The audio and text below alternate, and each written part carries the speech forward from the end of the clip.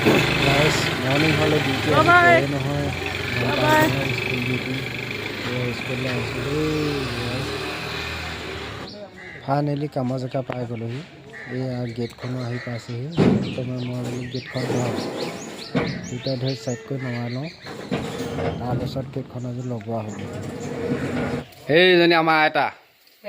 বহি আছে আইতা কি কৈছে চাহ খাইছে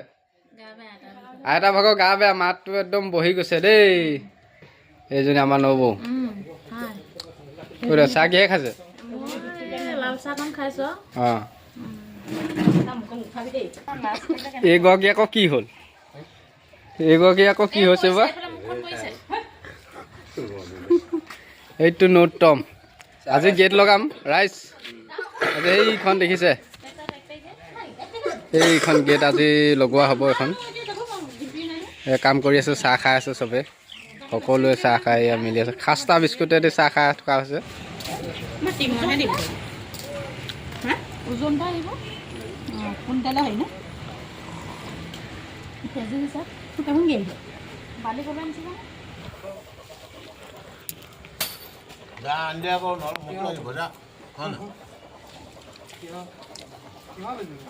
ল'ৰাটো আকৌ বেজি আছে বোলে অতিথি আহিছে মোবাইল দি থৈছে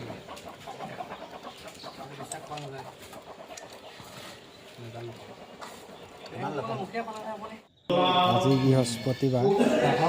আজি প্ৰত্যেক বৃহস্পতিবাৰে নামঘৰলৈ যোৱা হয়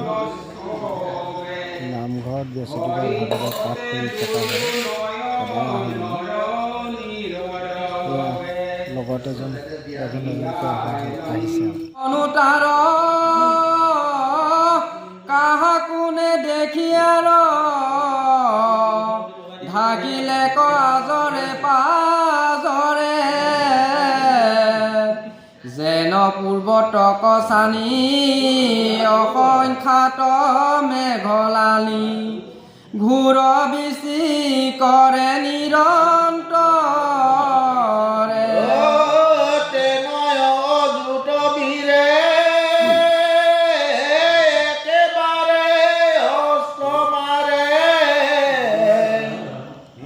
ওকে বলে দুর্বক মাত্র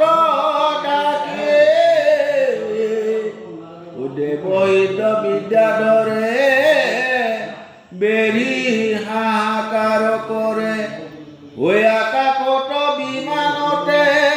থাকে ও মনুষ্যর বুঝ কর